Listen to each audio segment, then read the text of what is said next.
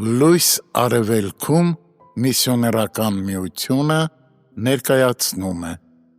Չարլզ Սպերջեն։ Նա իսկույն բժշկվեց։ Ղուկաս 8:47։ Այս երեկո մեր առջև Փրկչի ամենահուզիչ, ամենաուսանելի հրաշքներից մեկն է։ Այս կնոջը, որն անտեղյակ էր Փրկչի շնորհքից, թվում էր, թե Քրիստոսից բխած զորությունը դուրս էր եկել անհրաժեշտաբար, առանց նրա գիտության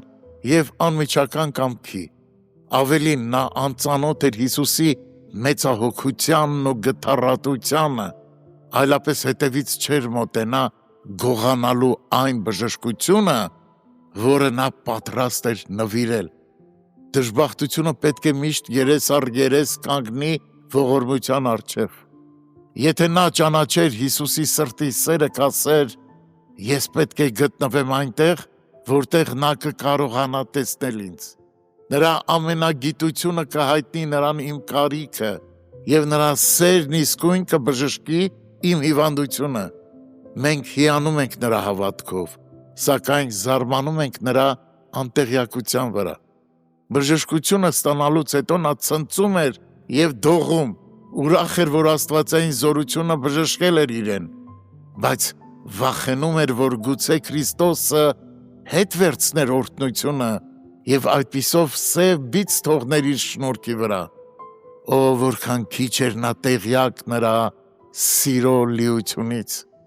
Մենք այնպիսի հստակ պատկերացում չունենք նրա մասին, ինչպես կցանկանայինք։ Մենք չենք ճանաչում նրա սիրո բարձրություններն ու խորությունները, սակայն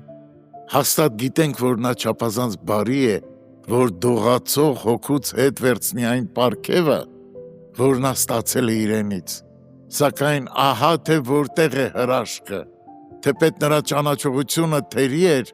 սակայն հավատքը, քանի որ իրական էր, փրկեց նրան և իսկույն փրկեց։ Ոչ մի տաղտկալի ձգձգում չկար, հավատքի հրաշքը ակնթարթային էր։ Եթե մենք մանանեխի հատի չափ հավատք ունենք, ապա փրկությունը մեր ներկա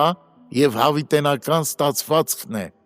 Եթե նույնիսկ Տիրոջ ընտանիքում մենք ամենատկար զավակների շարքում ենք, այնուամենայնիվ հավատքի միջոցով ժառանգներ ենք և ոչ մի մարդկային կամ սատանայական զորություն չի կարող զրկել մեզ փրկությունից։ Գուցե մենք չհամարձակվենք մեր գլուխը Հովհաննեսի հետ նրա կրծքին դնել, սակայն եթե կարողանանք ամբոխի մեջ հետևից նրա հանդերձի ծայրին դիպչել, կփրկվենք։ Քաջացիր, երկչոտ, քո հավատքը փրկել է քեզ։ Գնա խաղաղությամբ։ Հավատքով արդարացած լինելով, մենք խաղաղություն ունենք Աստծո հետ մեր Տեր Հիսուս Քրիստոսի միջոցով։ Հռոմեացիս 5:1